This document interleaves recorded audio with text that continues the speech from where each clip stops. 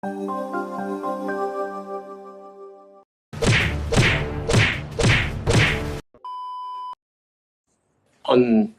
regarding the question that you have provided, asking us, kami sa nagsasagot doon sino bang ni-recruit nila at saan sila ang ni-recruit Go ahead. habang nag-aantay. While hihinto ka lang pagka ready na tong video. Yes, okay, Mr. Chairman.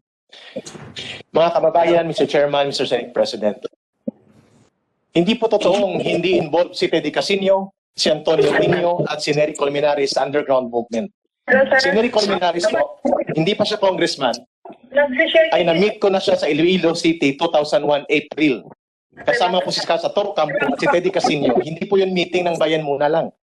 Meeting yun ng Regional Urban Party Committee para pag-usapan ang pag-prepare para sa Bayan Muna. The first na pagsali sa eleksyon. Alam ko ang lugar, saan, ang training center, 3 sila. Ang pinag-uusapan at ang meeting mga underground personalities at mga open personalities ng bagong alyansang makabayan. Because the chapter Can you converted, provide the details now? sir? Can Yeah, you provide the W's? yes, sir. W's now, right now. Yes, sir. Kasi you're making a serious allegation. Yes, very serious, sir. Yung when, where. Yeah. O sige. It's in middle of April, sir, before the Earth Day celebration. I cannot forget that time. Si Nery Colmenares ay speaker, Middle of what year? 2001. Si Nery Colmenares ay speaker, lecturer, tungkol sa propaganda operation sa Saan pagbubuo dito? ng Saan? alliance. Where? Iloilo City, sir. Where? In the city. Alam ko, sir, itatanggi na may-ari na ito. Hindi siya kasi involved. Don't assume that. Where in Iloilo City? In Arevalo, sir. Arevalo, Daroca Training Center. Alam mo, these are details of the truth Yes. that will test your credibility. Yes, sir. Pag sumablay ka rito, bagsak yung credibility mo. Yes, sir. Kung tumama ka, bumbo yung credibility mo. Yes, sir. Kumpletuhin mo yung 5 W's. Yeah. Sige. Yes, sir. Daroca Training Center, Iloilo City, Arevalo, is the favorite venue for underground gatherings because ang venue na ito ay tago at magandang venue. Nery Colmenares was there, Satoru Campo and Teddy Casino.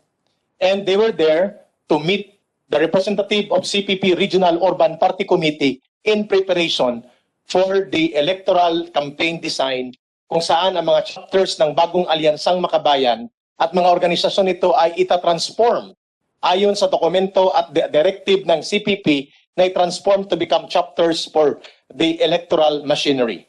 So that meeting is not Bayan Muna meeting. Teka, It's a meeting of the Regional teka, Urban Party Eric, Committee.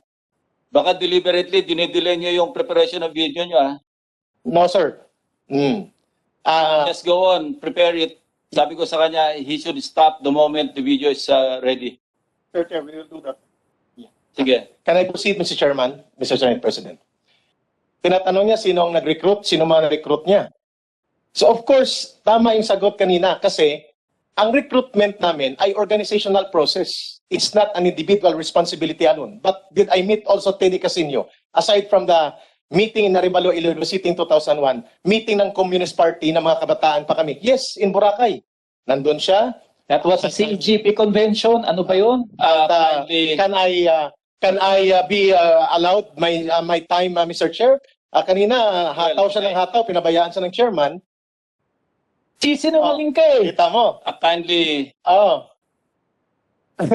How can you allow this, Mr. Chair? Congressman Casino. How can you allow this, Mr. Chair? Now you know, mga kababayan. Mr. Chairman, can I proceed? Teka, you provided the when, the who, Yeah. the where, Yes. yung how. Ito po ay pagtitipon ng mga propaganda officers, community organizers na sa ilalim ng Regional Urban Party Committee ng Communist Party sa Isla ng Panay. At ang representative doon ay si Teddy Casino, si Satoru Campo, at saka si Nery Colmenares. Saan pumasok yung recruitment? Ang recruitment pinag-uusapan doon, hindi lamang tungkol sa underground, kundi pagpapalawak ng alyansa. Ang recruitment, ang binabanggit doon is very clear. Kapag nagkaroon ng eleksyon, ang mass base ay dapat palalawakin natin. At gamitin natin ang eleksyon na ito bilang oportunidad sa 3 pamamaraan. Pagpapalawak ng mass base, pagpapalawak ng underground, pagpapalawak ng alyansa. So what's wrong with that? Wrong ito, Mr. Chairman, dahil may underground recruitment ito. Ibig sabihin, ang kilusang lihim ng mga open organizations. How would you connect that to the recruitment para sumampa sa bundok para mag-MPA? The recruitment starts with the underground building. You cannot be recruited to the NPA, to the Communist Party, if you're not recruited into the underground component of the open So organization. how many NPA regulars were recruited actually after that meeting? The NPA regulars, sir, will be waiting there in sa kabundukan, sa Tanong kanayunan. ko, ilan yung na-recruit on account of that meeting? Siyempre, sir, ang account of that meeting will proceed after ang implementation ng Ang meeting. tanong ko nga, ilan yung na-recruit I na can naging give the NPA? estimate, sir, based on my data nung panahon na yon, hindi bababa po sa 100 ng mga kabataan ang na-recruit Can you name sa names? underground. Can you name Sa underground, sir, sa No, no, no, underground. no. Can you name names? Of course, sir, ang mga names na ito, sir, ay may mga pangalan kami, pero that is, may mga open names, may mga underground names. Kami po, sir, nag-operate. Ang tanong ko sa iyo, magbigay ka ng mga pangalan na talagang totoong naging NPA Opo, sir, may after that meeting. marami Or po, sir. series of meetings after that. Yes, sir, marami po, sir, nag-NPA. Wala pa ba to? Okay. Sige. Yes, sir, thank you, sir. Ito na. Okay. Okay. Ang Communist Ayan na, sir. Party Later.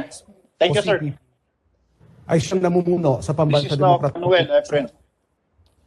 na may dalawang anyo ng pakikibaka. Pangunahin ay ang armadong pakikibaka at mga pangalawa ay ang parlamentaryong pakikibaka. Ito'y higit na maililinaw kung makikita natin ang kanilang operational at organizational structure. Ang CPP ay mayroong tinatawag na National Congress na kung saan ito yung highest decision-making body ng CPP. At mayroong itong Komite Sentral na kung saan sa loob ng Komite Sentral naririyan yung Political Bureau at pagkatapos sa loob ng Political Bureau ay naririyan ang Executive Committee o Komiting Tagapagpaganap. Ang Komite Sentral ay mayroong 4 na mayor na National Staff Organs. Ito ay kinabibilangan ng National Peasant Commission, National United Front Commission, International Department, at National Organization Department. Ang National Peasant Commission ay siyang namumuno ng mga magsasaka, indigenous peoples, fisher folks, at mga manggagawa sa agrikultura. Kaya kung titingnan natin sa mga magsasaka, naririyan yung KMP, sa indigenous peoples, nandyan yung Katribo, sa hanay ng fisher folks ay Pamalakaya, at sa hanay naman ng mga manggagawa sa agrikultura ay ang Union ng mga manggagawa sa agrikultura, UUMA. Sa National Organization Department naman, ito'y namumuno sa 3 pang bureaus. Naririyan ang National Youth and Student Bureau, na ito yung nangasiwa, namumuno sa kabataang estudyante, kung kaya't mayroong LFS, mayroong CEGP, mayroong NUSP, mayroong Anak Bayan, at mayroong Kabataan Party List. Ang National Organization Department din ang namumuno sa National Women's Bureau, kung kaya't mayroong Gabriela at mayroong Gabriela Women's Party. NOD din ang namumuno sa National Trade Union Commission, kung kaya't mayroong KMU at mayroong Kadamay. Kaya yung mga nangyayaring okupasyon ng mga bahay na ginawa ng Kadamay sa Pandibulacan, tiyak, mayroon pong order yan mula sa NOD sa pamamagitan ng National Trade Union Commission. Kaya yung proyektong okupasyon ay trabaho ng partido yan at ginagamit ng makinarya ang Kadamay. Ngayon, sa usapin ng alyansa, ang sumisentrong staff na organo ng Community Central ay ang National United Front Commission. Ito ay sumisentro sa gawain ng ACT Teachers, NUPL, National Union of People's Lawyers, at ganoon din mula sa hanay ng sektor ng relihiyon. Kaya naririyan yung Promotion of Church People's Response. NUFC din ang sumisentro sa Makabayan Bloc, kasi ang Makabayan Bloc ay isang alyansa ng iba't ibang mga party lists. Ito rin ang sumisentro sa bagong alyansang Makabayan at sa iba pang mga alyansang ginagawa nila. Estratehikong alyansa man ito o kaya'y taktikal na pakikipag-alyansa. Kaya kung titingnan natin, ang operational at organizational structure ng CPP, napaka-purposive dito, napaka-strategic, napaka-systematic, at napaka-well-organized.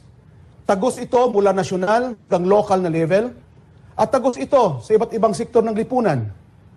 Mapublikong sektor man ito o kaya pribadong sektor.